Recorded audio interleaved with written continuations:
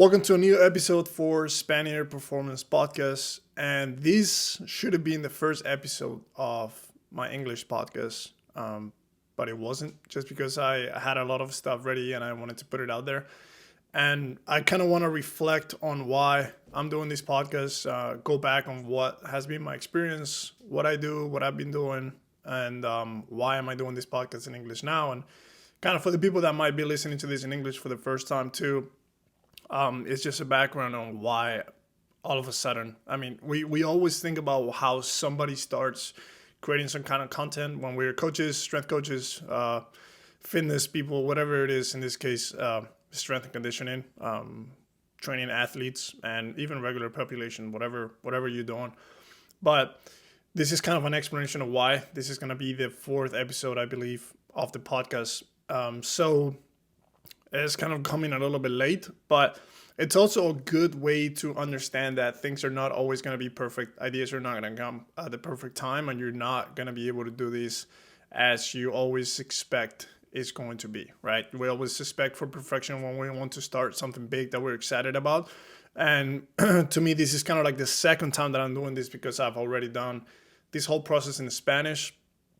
And just because I'm from Spain, I'm from Zaragoza, Spain, and when I came to the U.S. to start in strength conditioning collegiate setting, that is something that I started doing. And I did it in English, and I did it in Spanish, and I did it for a long time. Now it's been almost 4 years that I've been doing that. And yeah, I decided I've coached I've coached hundreds of athletes, so many different sports, trying to specialize in basketball, but then came across volleyball. I've trained with football and softball and so many other sports that experience was something I wanted to share with the Spanish-speaking world, especially South American, Spain where I'm from. I've always thought that there was not a lot of information out there, and that was kind of why the whole thing started. I sometimes talk about how my experience coming into this country made me realize that there was something else to be shared with the rest of the world. So my whole excuse to start sharing content has always been, okay, I'm in this completely different country that has a culture for sports that is so big that is known around the world. And I'm in this smaller niche, which is strength and conditioning and sport performance. And not a lot of people has done that, or at least from what I know, I never saw that from when I was in Spain. And it's true that my whole career started in the US because I came to play basketball. And then from there, I transitioned because of injuries, because of different stuff that I found out personally. But I thought, I wish Spanish people and people in South America had some more information about what happens in the U.S. and why maybe the U.S. is successful in these things and kind of how they do things in a way. Maybe a lot of the times people from those countries think that the strength conditioning in the U.S. is perfect. And it's just funny to be inside and how a lot of strength coaches, majority of the strength coaches that I work with and that I know that are friends with me, are not happy with the current state of strength conditioning in this country. So it's kind of the same thing, just in different parameters. It depends what you're comparing it to. But it's cool to kind of like see those two worlds and kind of join them together. So one of my goals with this podcast was that, first of all, I love talking about strength conditioning and technical stuff. That's one of the things that I did on the podcast that I've done, and I keep doing on the podcast in Spanish, is bring a ton of researchers. And that's one of the things that Spain has. We have so many researchers that are top notch, that are going to different schools all around the world, but they're Spanish and they started in the Spanish university. Exercise science degrees are I believe they're very high level when it comes to the professors and how much research they do and how much willingness to study different things they have. And bringing them to the podcast has given me the ability to see that all that research and to share all that knowledge more specific into strength conditioning, which I want to keep doing here in this English podcast.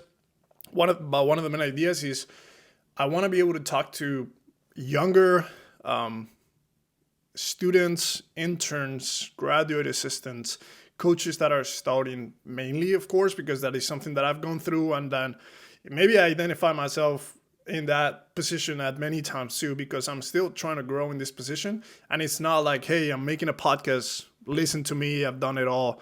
No, I'm in the middle of it. I'm in the middle of the process. And a lot of people we listen to is people that's made it to positions that we are like, oh, I wish I was there. I wish I was doing that, blah, blah, blah.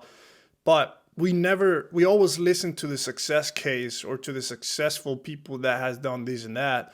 We never look to the people that kind of rethink success in a different way, right? People that's just going through it. That's what you want to listen to. You want to see what happens, what's real, what's not.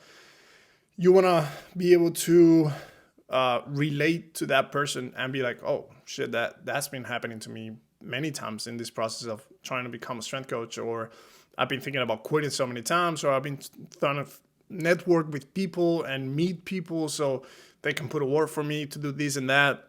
Or I've found these conflicts when I'm training athletes, or I'm a GA and I can barely make it out there, or I'm an intern, but I can't really afford to be an intern, and just I can't have my parents pay for everything I have. And that's the situation I've been in, coming from a different country.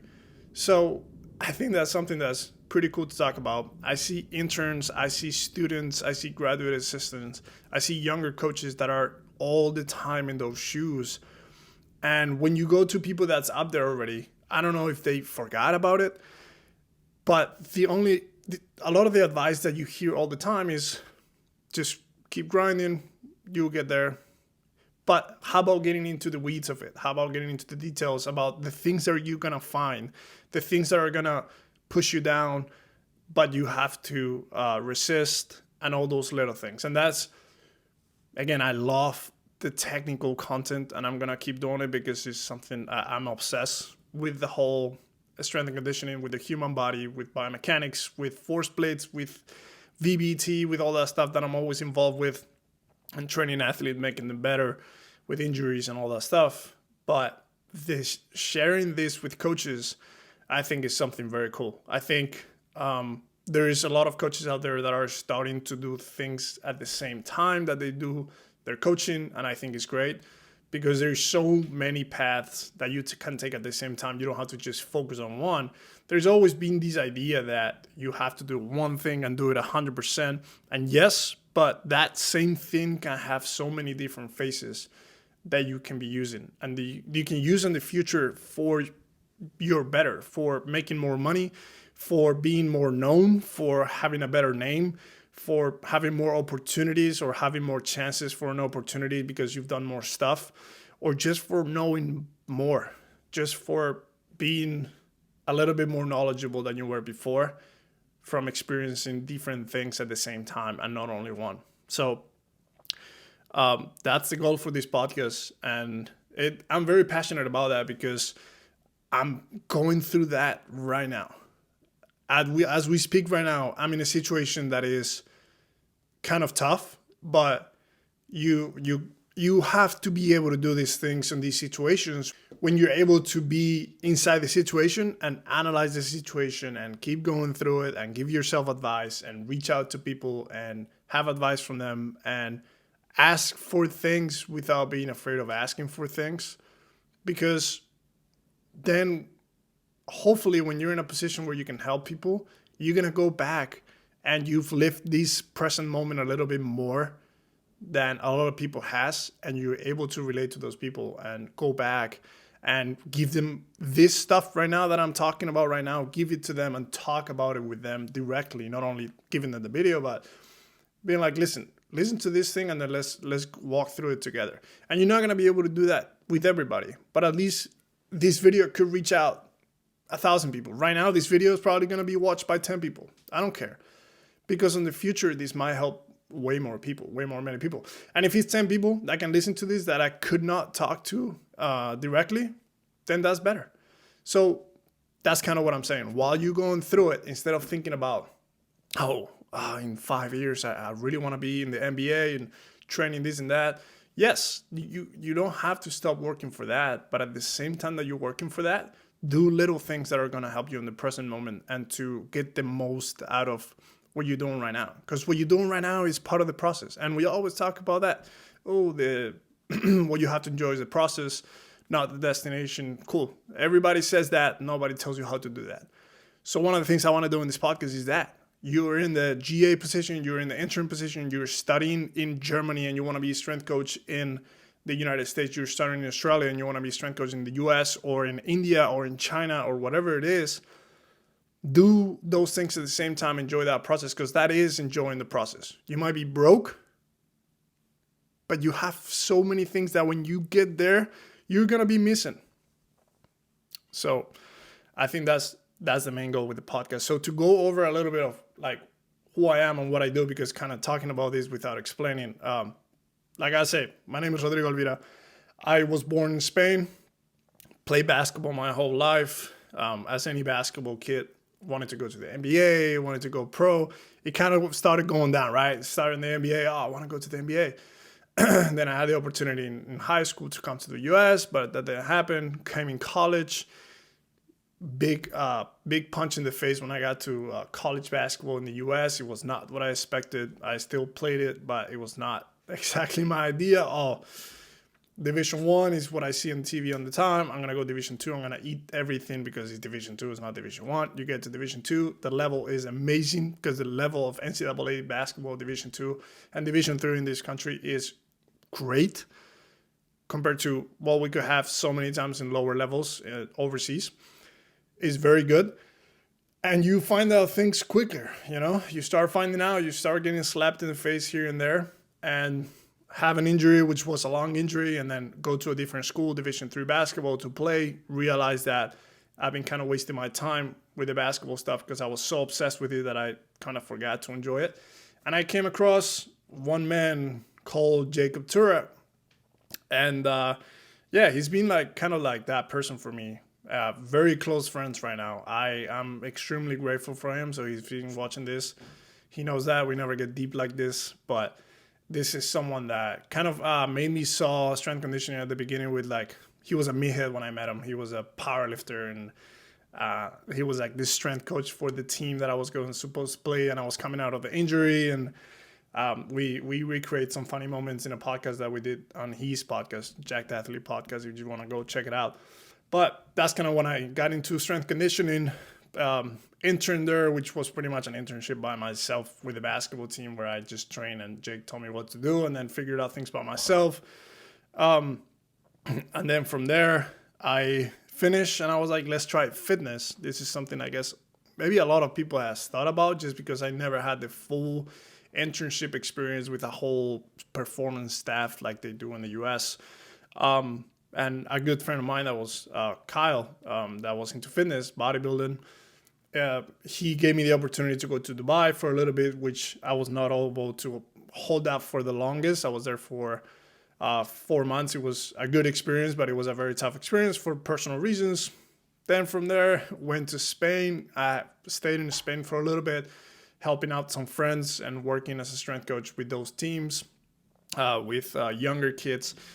And then after that, during that experience, I was like, you know what? I need to go back to the US. I should have done them from the beginning. But, sometimes you got to fuck around and find out, like we said all the time. So that's the way I found out. And then I came back to the United States, did a graduate assistantship at Lincoln University with men's and women's basketball. I also had football. I was alone for like 4 months. And Shane Lantain came in, which was the head performer there. And we worked together. He became an amazing friend right now, one of my closest friends. And 2 years there. And then because of visas, now this is where the whole visa process starts, which has been like the story of my life since I've been here. So you had to do a graduate assistantship for the people that's from overseas, where this is the only way you can actually work as a strength coach because you're in a student visa and you can keep working. That's kind of where I started the whole Spaniard performance in Spanish. And then from there, I had a whole year kind of to find things out because of the visa. I was able to meet the guys at Exceed SPF,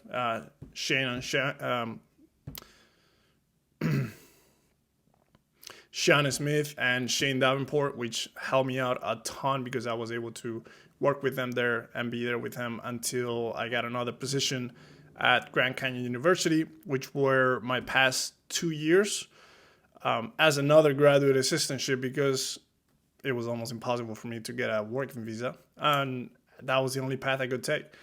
So that was my second graduate assistantship. That was my second master's. And I'm extremely grateful to Grand Canyon University because my graduate assistantship was not a regular one. I was hired as a graduate assistantship, but I was given teams and I was given responsibilities as a full-time, which you could say, I'm not getting paid as a full-time. But I wanted the responsibility. I just wanted to feel part of the team and be part of the team. And I think everybody appreciated me there. I appreciate it so much. Everybody, I became friends with so many people that are right now very close friends as well. So I'm extremely grateful to GCU. This is one of the places where I learned a ton as well.